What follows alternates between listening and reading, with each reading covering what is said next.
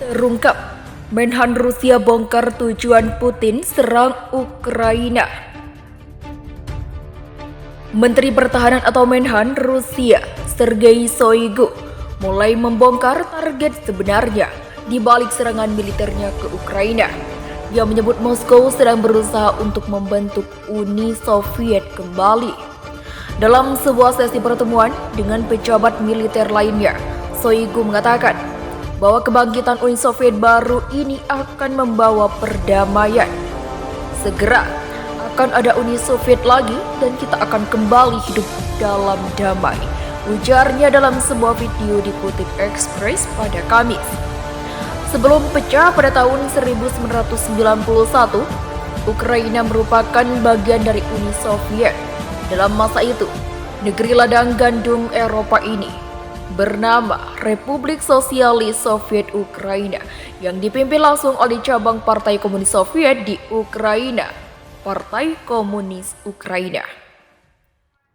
Namun setelah Uni Soviet bubar, Ukraina memutuskan untuk menjadi negara sendiri dan berpisah dari kedaulatan Moskow.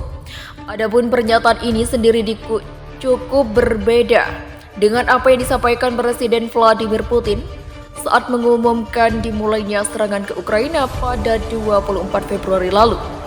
Saat itu Putin beralasan diadakannya operasi militer ini untuk membebaskan masyarakat komunitas Rusia di negara itu dari persekusi dan dilakukan kelompok ultranasionalis Bekingan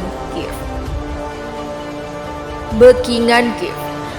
Selain itu, Putin juga berpandangan bahwa niatan Ukraina untuk bergabung kepada aliansi pertahanan pimpinan Amerika Serikat atau AS, NATO, juga telah mengancam keamanan negara. Pasalnya, NATO merupakan rival dari Moskow dan Kiev, dapat menggunakan pasal 5 aliansi itu untuk menyerang beberapa wilayah yang telah dikuasai Rusia sejak tahun 2014 lalu seperti Crimea. Meski peperangan sejauh ini hanya terjadi antara kedua negara, dampak krisis akibat perang ini sudah dirasakan oleh dunia. Selain kekurangan pangan akibat terhentinya pengiriman dari Ukraina, terjadi juga krisis energi yang disebabkan embargo barat atas sumber energi dari Rusia. Terkait pertempuran keduanya, baik Rusia dan Ukraina masih terus melakukan serangan hingga saat ini.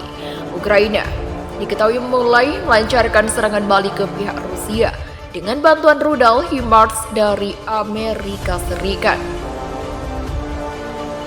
Semangat militer Ukraina merosot, persatuan memudar. Dalam laporan pada akhir Juni, RT merinci bagaimana Kiev mengirim orang ke garis depan tanpa pemeriksaan medis yang layak dan hanya memberi mereka beberapa hari pelatihan paling dasar. Jajaran militer Ukraina sedang diisi ulang tidak hanya dengan mereka yang tidak layak untuk melayani, tetapi juga dengan narapidana yang dibebaskan dari penjara, papar laporan itu. Laporan itu juga mengungkapkan grup sedang dibuat oleh orang Ukraina di media sosial dengan membagikan lokasi perekrut secara real time, sehingga mereka yang mencoba menghindarinya dapat melakukannya.